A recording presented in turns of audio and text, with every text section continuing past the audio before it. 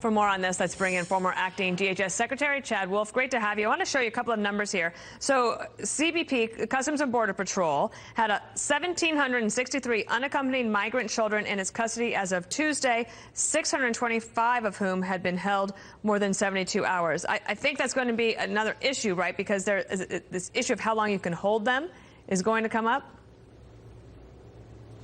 Well, absolutely. I think the numbers across the border, whether it's single adults, whether it's families or UACs, are up across the board.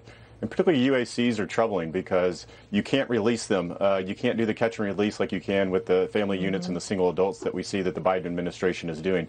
So what does that mean? You have to hold them in Border Patrol facilities, and then you have to hold them in HHS facilities. And what happens when you have so many is it starts to back up, and I think that's what we're seeing now. And so you're seeing kids held for longer than 72 hours, which is really the top limit of how long they should be held in Border Patrol facilities, which are essentially jail-like settings. You need to get them to HHS so that they have a more appropriate setting, but at the end of the day, you need to send the right message, and the wrong message is currently being sent to the traffickers, the smugglers, and others.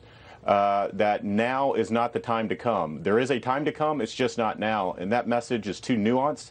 They're not going to get it. And you're seeing the numbers just increase across the board. Yeah, Dana mentioned that some of them are wearing T-shirts. That's an extraordinary thing, is it not? Have you seen that before? They're wearing T-shirts, let us in? I have not. And I think what it tells you is that the advocacy community, there are NGOs and others, that their entire goal is to make sure that anyone that shows up at the border gets into the United States and is able to stay perhaps for years and years, regardless of whether they actually have a legitimate asylum claim or not. And I'm sure that these types of organizations are providing these T-shirts to these folks, trying to send a political message and trying to play politics with the safety and the security of that border. I'm really interested in the cartel angle and what we do there. There's a sheriff in Arizona named Mark Daniels. He's in Cochise County. And he said, we just built roads for the cartels. Think about that.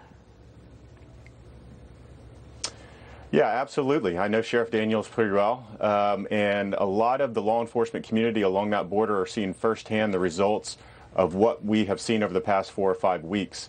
And they are going to be the ones that are going to have to deal with the increase in illegal apprehensions, the public safety risk, and everything else that goes on in those communities. And you see that when Border Patrol is overwhelmed, state and local law enforcement are going to have to step up.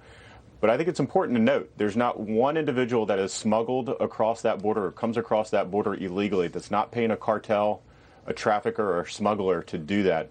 And so essentially the Biden administration is fueling more and more cartels, making them more profitable, because each and every person that they send across that border is money in their pocket. Wow, that's an extraordinary thing to say. The administration will not call this a crisis yet. Maybe that changes. What would you call it? Oh, it's absolutely a crisis. I mean, when you start building tent facilities, HHS facilities, and DHS is certainly looking at facilities. DHS is redeploying officers from the northern border to the southern border. You have, comments about they're working 24/7. All indications is it's a crisis. Everyone knows it's a crisis. They need to be honest with the American people. And certainly those communities along those borders are experiencing an influx of individuals that are likely going to reach historic proportions in the next several months. All right, Chad Wolf, always good to have you as we continue to follow this story. We'll be on top of you. Thanks for watching the Heritage Foundation's YouTube channel. With more than 500,000 members, we are the nation's largest conservative research and education institution. We believe the principles and ideas of the American founding are worth conserving and renewing. Please help us further our mission by subscribing to this channel and sharing our videos with your family and friends.